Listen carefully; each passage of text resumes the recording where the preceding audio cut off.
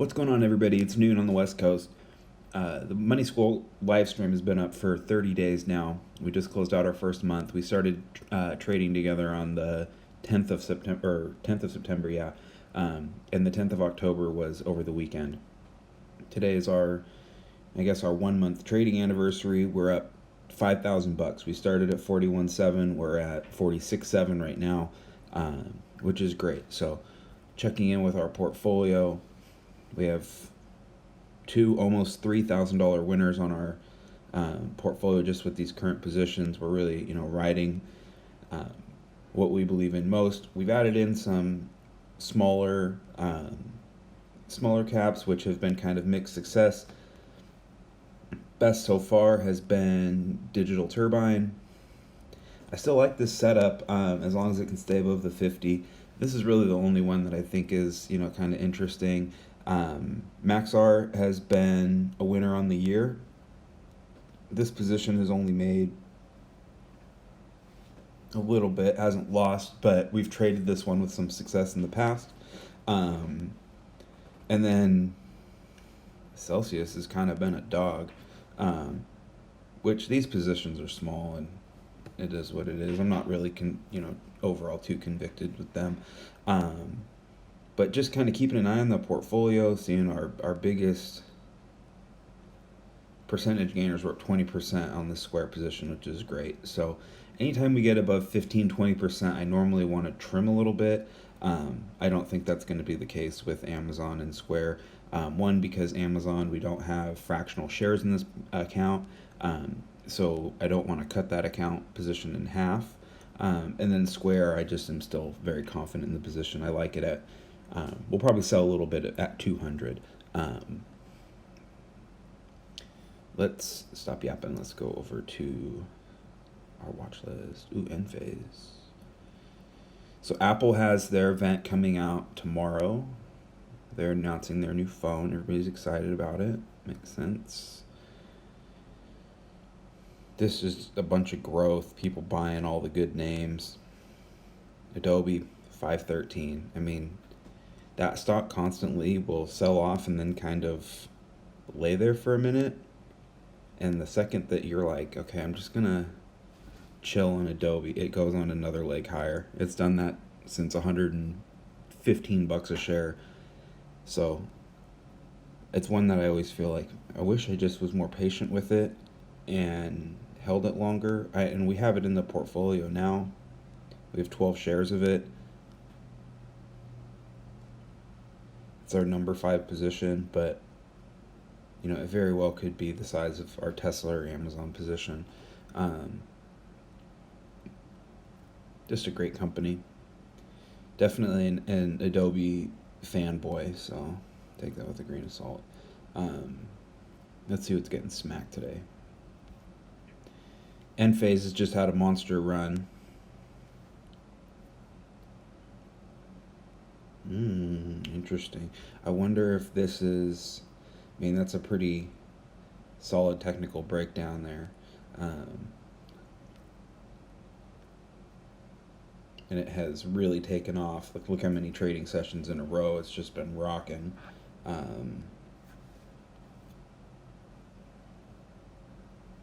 mean, since the middle of September, pretty much. So, a little sell-off there. We don't own any of that. Of the ones that are getting, kind of pushed around here, Zilla Group is interesting. I still would like to be closer to this 50-day. If we got a big flush, I doubt we'll get it. Interesting that we're selling off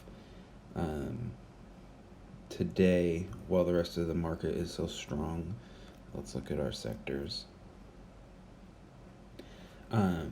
Solar is getting crushed today because there was some federal government news about some solar. It's not in here, but it's U.S. federal government stuff. Yeah,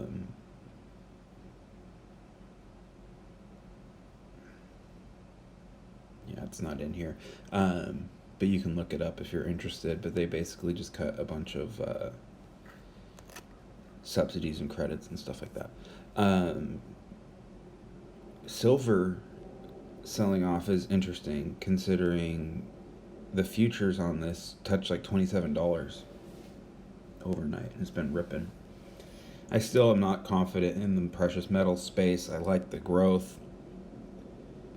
QQQ. So this makes me pretty happy to see QQQ and XLK at the top with semiconductors and stocks rounding out the top 5. So this is a great day for the market right now. There's just a lot of demand for these stocks, which is healthy. And then the ones that are getting beaten up have some negative headlines that they're dealing with, which this is like an A- or an A type of day, looking at a bunch of stock days in a row. If you're bullish the market, if you're long the market, this is what you want to see. You have the high growth leading the way, and then you have a demand for everything all the way down to the small caps, and seems like everything is participating today, which is great. About 3%. We're trailing a little bit. What is dragging on us today? So the stuff that's dragging are our small caps.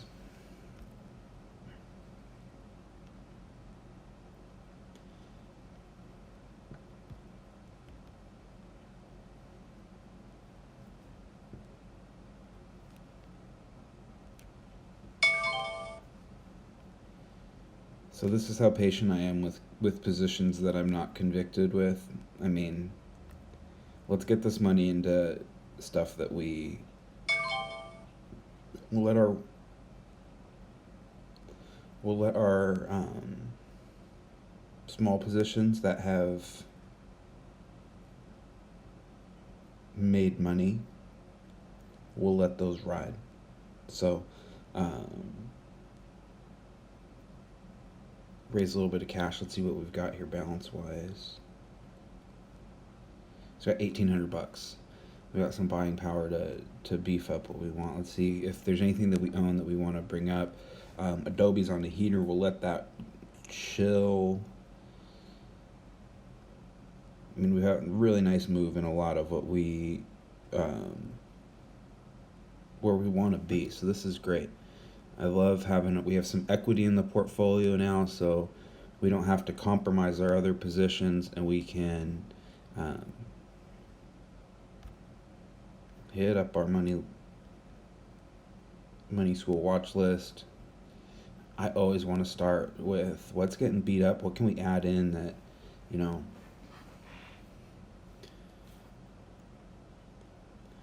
Taylor Morrison still at $27. I mean, it's been a great move there. Glad to see Domino's get a bid. I know some of you guys own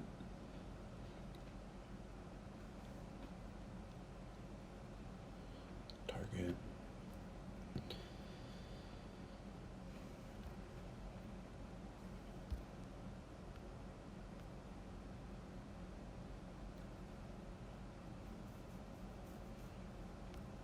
So this is what I want to add. You can add a little bit of Netflix.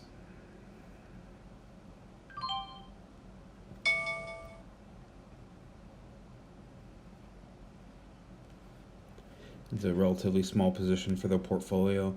And what I'm looking at now is when I'm going to pair back NVIDIA and Tesla.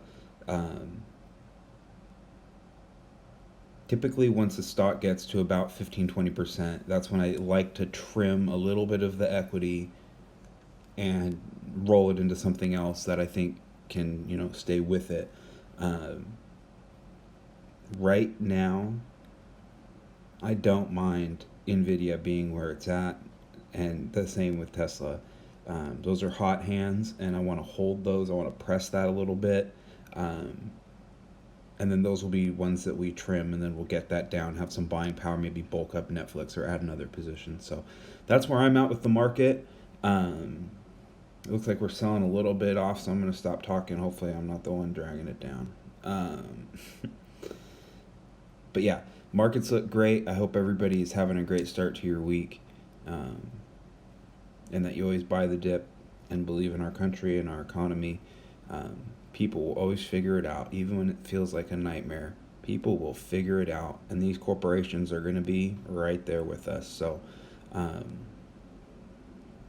don't be afraid to buy the dip, even when it's ugly, especially if you're young. If you're young, you should be buying any day where it's down 2-3% and buying what looks the worst.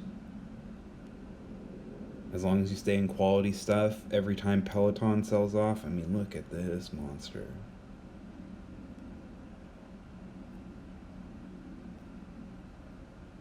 There's lots of good stuff out there.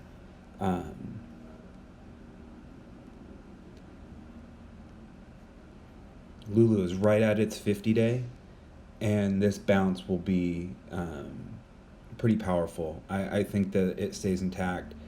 Even though it's overbought on its stochastic, it's still it's on a gap line. It's right on the 50 day. If it bounces here, we'll see a bounce towards 400 again. Downside is a little under $300. If you believe in this story, this is kind of a critical point. You can see that 350 level is a gap down level. But yeah, if you know anything about this company, all I know is that I've missed a hell of a move.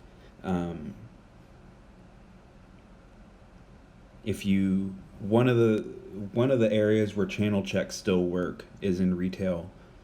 And if you're interested in this stock and you know more about it than I do, is there stuff on sale? What do you think of the last season of clothes? What are your thoughts on this upcoming cycle? Do you think that it's all about the demand of their clientele? If you're a shopper there, how excited I've always been a Nike person. I'm from Portland. I've always worn Nike. I can tell quarter to quarter if the summer stuff and the winter stuff, if people are gonna like it or not. And you can tell when they really deliver, normally quarter to quarter in retail. And also some food and fast food, you can kind of go quarter to quarter of are they delivering what people want.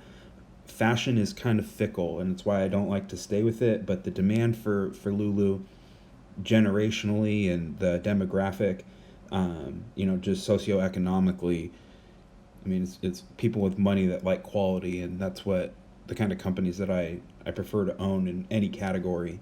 But I haven't looked at their stuff. If their winter stuff is, if you're a shopper there, if you're excited for it, we're kind of at a 50-50 coin flip here of if this is going to go to all-time highs or if this is going to test lows again. That will all be based on demand. Also, how easy is it for you to engage with buying their clothes? Like, I've found that, I buy clothes at Nike and I buy clothes at Nordstrom. And now that I don't work in the office as much, I'm buying more at Nike. And I think people are also buying more at Lulu.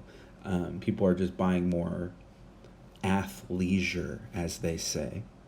So Lulu and Nike are both, I think they're just the best of breed. I think that they have the most brand loyalty. Lulu almost has the same Tesla audience. It's kind of the same, a little bit higher discretionary income and spending, but just a push for quality and comfort, and just skewing younger, people that are able to, afford those luxuries a little earlier in life. But yeah, this is another one that I think is interesting.